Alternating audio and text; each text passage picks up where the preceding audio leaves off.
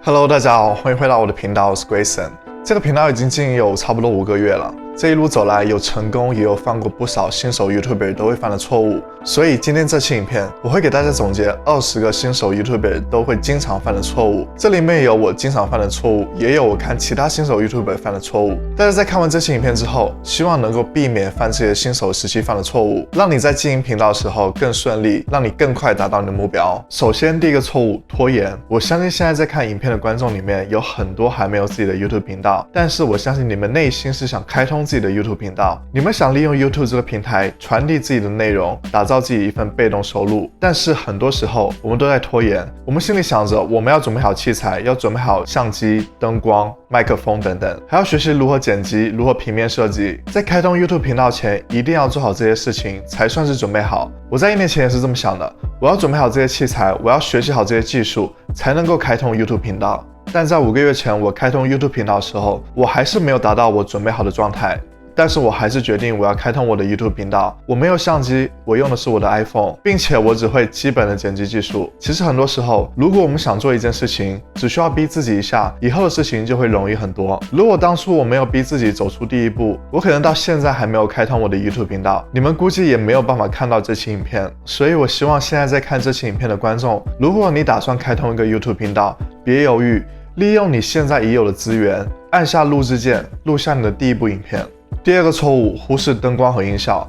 很多人都认为一部好的相机对于提升影片的质量非常重要，但其实灯光和音效对影片的影响远比相机来得大。大家可以试想一下，我们是否愿意看一部在昏暗灯光上拍摄的，并且声音模糊的影片呢？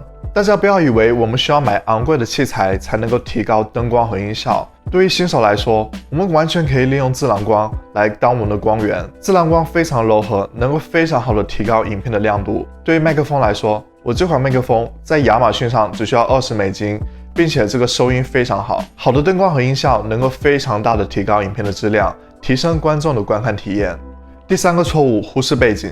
我发现很多新手 YouTuber 在录制影片的时候都没有注意到自己的背景。对于像我一样在室内录制影片的 YouTuber 来说，很多 YouTuber 都没有注意他们的背景，他们的背景有的显得很混乱，有的出现了不该出现的东西，这会很容易分散观众的注意力，让观众没有耐心去继续看完你的影片。所以希望大家在下次录制影片之前，能够先整理好自己的背景，或者像我一样找一面白墙，这样会显得你的背景干净很多。第四个错误，没有直视镜头。我在刚开始录制影片的时候，也经常会犯这样的错误，眼睛没有完全直视镜头。如果大家有发现自己有同样的错误，一定要改正。当你直视镜头时，你就和你的观众建立了联系，仿佛就是你在和他直接对话一样，观众就会有兴趣继续听下去。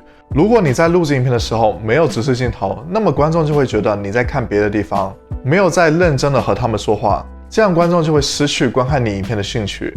第五个错误，缺乏耐心。这也是我刚开频道的时候经常会犯的错误。刚开频道的时候，我总是在不断的刷 YouTube 后台数据，去看看自己的订阅数有没有涨，去看看自己的观看量有没有涨。每发一部新影片的时候，我总是在不断刷新我的 YouTube 后台数据，去看看这部影片获得了多少观看量。特别是在获得0到100个订阅数的时候，感觉自己什么都做了，但是订阅数还是增长得非常缓慢。这个时候就特别容易失去耐心，会让自己感到非常沮丧。其实之后想想，我们不能太着急，我们能做的就是把每一部影片都设置好，优化好。当 YouTube 算法熟悉我们频道的时候，自然会更加推荐我们的频道。所以大家在一开始经营 YouTube 频道的时候，觉得自己的频道成长缓慢，获得很少的订阅量和观看量，千万不能在这个时候放弃，觉得 YouTube 不适合自己，因为在这个时候 YouTube 算法还在熟悉你的频道，熟悉你的内容。当过了这段时期之后，你的频道的成长速度就会快很多。对了，如果你想学习如何快速获得0到100个订阅人数，可以去参考一下我的这部影片。在这部影片里面有讲几个方法来帮助你快速获得0到100个订阅人数。第6个错误，和大频道做比较。我们在一开始经营 YouTube 频道的时候，很容易把我们的频道和那些相同领域的大频道做比较。例如说，我们做了相同话题的影片，为什么他们的影片表现好，而我们制作的影片表现差？殊不知，他们的频道里面已经有几十部、几百部的影片，而我们的频道里面只有几部影片。或者是他们的风格和你的风格不一样，自然观众对影片的反应也会不一样。所以我们要避免和我们相同领域的大频道做比较，我们需要做的就是把我们的每一部影片都做好，让我们的内容来吸引喜欢我们的观众。第7个错误，缺乏吸引人的开头。一个吸引人的开头会避免观众在观看30秒你的影片之后就关掉你的影片，会激发起观众的兴趣，让他们有想看下去的欲望。很多时候我们可以从后台数据里面发现，观众看了很短时间就关掉了我们的影片。这个情况发生的大部分原因就是因为我们没有在开头吸引到观众，大部分时候他们是被你的缩图和标题吸引进来的。当看了30秒之后，你无法抓住他们的兴趣，他们就自然会关掉你的影片。所以一个吸引人的开头能够留下观众，让观众观看更长时间影片，从而提高我们影片的观众粘度。第8个错误，开头介绍太长。这也是我在一开始的时候会经常犯的错误，我也看到很多新手 YouTuber 都在犯这个错误。在开始讲正题之前，我会花很多时间来介绍我自己，介绍我的频道，介绍影片，要求观众先点赞订阅。我们要知道，有很多观看你影片的观众都不是你频道的订阅者，他们是通过 YouTube 搜索或者是推荐首页发现的影片，然后被你的缩图和标题吸引进来的。所以如果你一开始就花太长的时间介绍你的影片，介绍你的频道，介绍你自己，那么观众就会非常容易失去耐心，他们也不打算继续看下去了。我们要记住，他们都是为了你的内容而来。至于订阅和点赞，如果观众真的喜欢你的内容，真的喜欢你的频道，他们自然会点赞和订阅。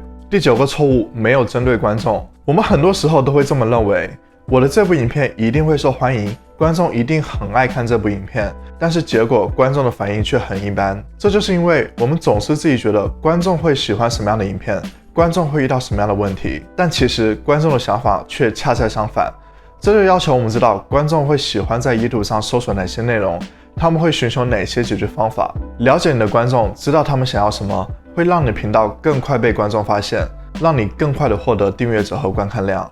第10个错误，没有影片目标。在刚开始经营 YouTube 频道的时候，我经常会忽略这个问题。我的影片会为观众带来什么？会为他们提供什么价值？或者是为他们解决什么问题？当影片没有目标时，我们的内容就没有针对性，这样的影片是无法抓住观众注意力，吸引他们的眼球，影片的观看量自然也不会高。所以希望大家在计划每一部影片之前，都想想影片的目标是什么，是针对哪些观众，来帮助他们解决哪些问题，提供什么价值。思考清楚这些之后，你会发现你的影片内容会更加充实，更有针对性。第11个错误，内容没有重点。当一部影片的内容没有重点时，观众粘度自然也不会高。大部分的观众都要求快速获得他们想要的信息。如果你的影片一直在说没有意义的内容，一直在讲自己的故事，没有切入到你的重点内容，那么观众就会非常容易失去耐心，他们就会关掉你的影片。所以准备好一部影片大纲非常的重要，这会让你在录制影片的时候，你讲的内容都会有一个主题框架，不会过分的偏离主题。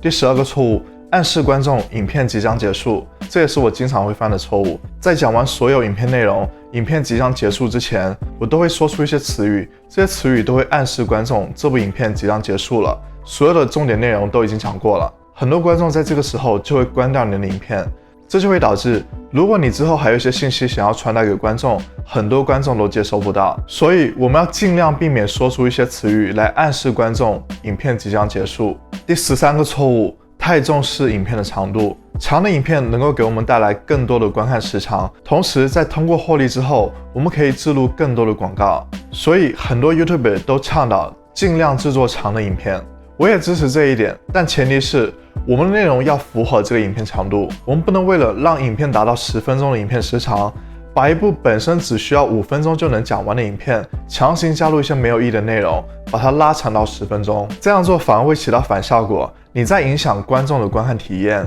同时也会影响影片的观众粘度。所以影片的长度取决于你输出了多少价值，你输出越多的价值，你的影片长度就会越长，而不是加入一些没有意义的内容，这会影响你的频道长期发展。第14个错误，没有坚持更新。我一直都在强调坚持更新的重要性。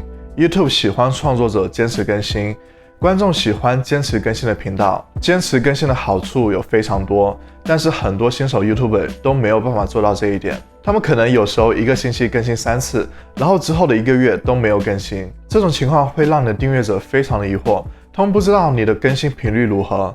久而久之，他们就会失去对你频道的兴趣，去看别的频道。如果你在坚持更新方面有困难，可以去参考一下我的这部影片。在这部影片里，我会提供我的方法，这些方法让我保证我能够保持每周3次更新，提高我的效率。第15个错误，没有重视缩图。缩图非常重要，缩图是我们影片给观众的第一印象，缩图能够影响我们影片的表现。如果缩图能够吸引到观众，那么就能够大大提高影片的展示点击率。同时，我也注意到很多 YouTuber 都使用了 YouTube 直接提供的缩图。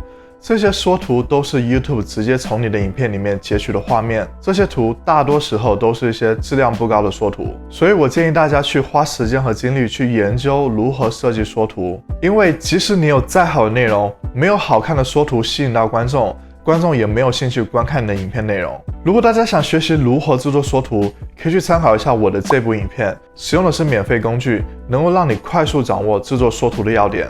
第16个错误，不回复观众评论。很多新手 YouTuber 都没有回复观众评论的习惯。YouTube 算法推荐你影片的2个重要因素就是影片的互动率和影片的观众粘度。影片的互动率就是指观众的点赞、评论和分享。如果你回复了你的观众评论，那么你就一下子双倍了你的评论数，这会非常有利于 YouTube 推荐。同时，回复观众评论也会让你知道观众想要什么，拉近你和他们的距离，从而你在今后制作影片的时候会产出更多针对性的内容。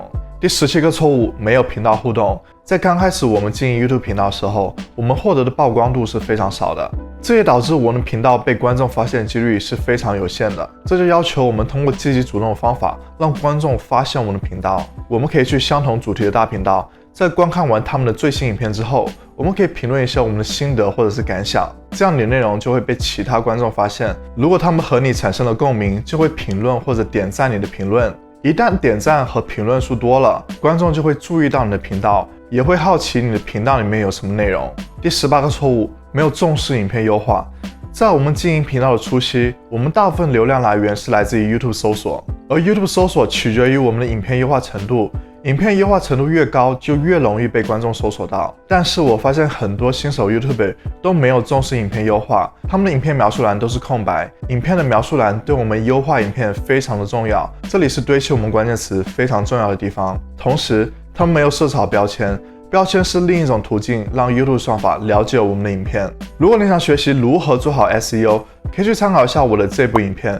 这里面有非常详细的讲解。第19个错误，没有了解 YouTube 算法。YouTube 算法控制了 YouTube 这个平台上的所有活动。如果我们能够了解 YouTube 算法是如何运行的，那我们就可以利用它来帮助我们的频道成长。但是很多新手 YouTuber 似乎都不太了解 YouTube 算法，认为只需要把影片上传到 YouTube 这平台上，自然会被观众发现。了解 YouTube 算法能够让我们摆脱频道成长缓慢的困境。如果你想深入了解 YouTube 算法，可以去看一下我的这部影片，里面有非常详细的讲解。看完这部影片之后，你就会对 YouTube 算法有个全面的了解。第20个错误，互相订阅。我在这部影片里面已经有非常详细的讲解，为什么我们要停止互相订阅，以及互相订阅会给我们频道带来什么样的伤害。我知道在刚开 YouTube 频道的时候，我们获得订阅人数是非常困难的，所以很多小频道都采取互相订阅这种方法，来让自己更快的获得订阅人数。但是通过互相订阅换来订阅者，